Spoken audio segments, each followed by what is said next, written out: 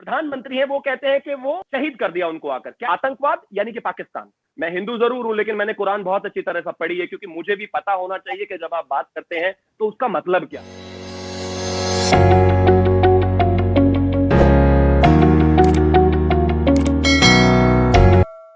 हमें जी ज्वाइन किया है शिवम त्यागी साहब ने। Thank you so much sir for joining us. Thank you. और जी पाकिस्तान की तरफ से हमें ज्वाइन किया है फखर यूसुफजई ने। फखर यूसुफजई जो है वो एक सीनियर जर्नलिस्ट है और टीवी एंकर भी है। मैं सिर्फ इतना कहना चाहता हूं, और जहां तक आपने शुरुआत में एक बहुत लंबा स्टेटमेंट उसको भी आतंकवाद को भी लेकर दिया था कि सबसे ज्यादा अगर कोई परेशान है आतंकवाद से तो वो पाकिस्तानी है।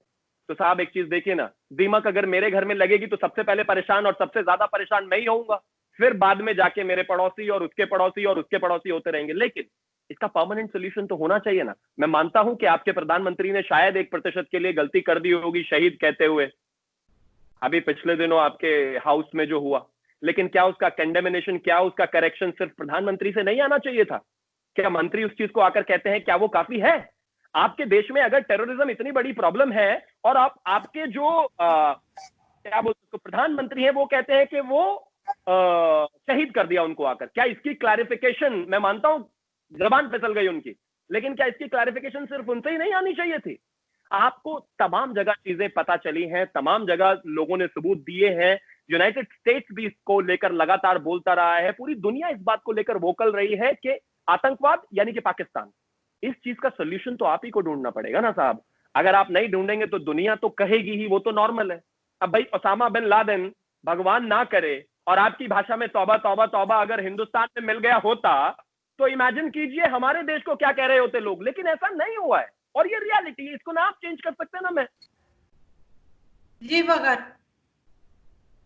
अच्छा, एक तो इन्होंने स्टेटमेंट की बात की प्राइम मिनिस्टर की, बिल्कुल उसके ऊपर मैंने आप ही के 2 शायद या 3 टीवी चैनल्स पे मैं अपेयर हुआ था शोज में, मैंने वहां पे भी बात की थी। और जो मैं खुद शो होस्ट करता हूं पाकिस्तान में, मैंने उसके ऊपर भी बात की, शायद यूट्यूब और ट्विटर, सब चीजों के ऊपर।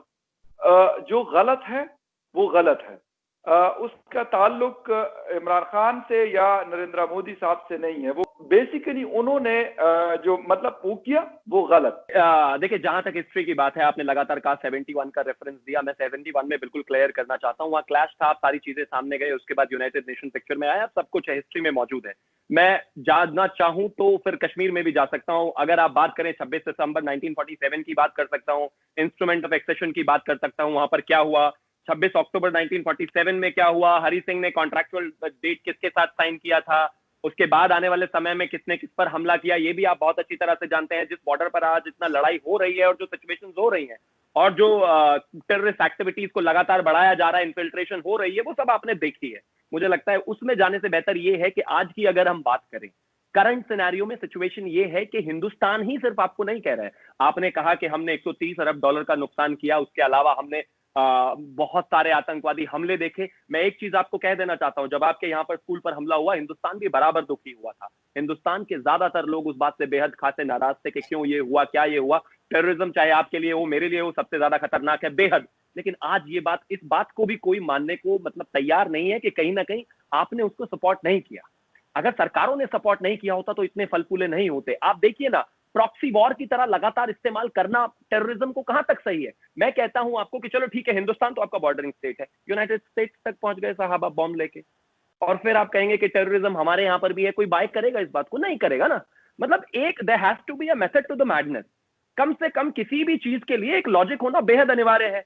मैं कहता हूं, अब आप थोड़ा सा इस चीज को ले लीजिए, 71 में आपने बांग्लादेश को कहा, हम लगातार कहते हैं जिस तरह से इंडिया ने वहां पर रोल प्ले किया वो इंपॉर्टेंट है। आज बलूचिस्तान की जो कैजुअलिटीज और जो चीजें निकलकर आ रही हैं, खैबर पख्तून में क्या हो रहा है आप अच्छी तरह से जानते हैं, पंजाब सिंध में क्या हो रहा है आप अच्छी तरह से जानते हैं। जिसको आप आजाद कश्मीर का नाम देते हैं वो आपने लड़ाई करके छीना बेईमानी के बाद, आप जानते हैं। 27 सितंबर 1947 में जो अग्रीमेंट हुआ था उसमें पाकिस्तान कहीं नहीं था, आपके कायदे आजम भी कहीं नहीं थे, उनका कहीं नाम भी नहीं था। गूगल करेंगे, अग्रीमेंट निकल जाएगा 2 मिनट में, उसके बाद आप समझेंगे उसको कि वहां से ही शुरुआत हो गई थी इस चीज की। जब कश्मीर में कबायली आए थे और इंस्ट्रूमेंट ऑफ एक्सेशन हुआ था, उस टाइम पाकिस्तान कहीं नहीं था साहब।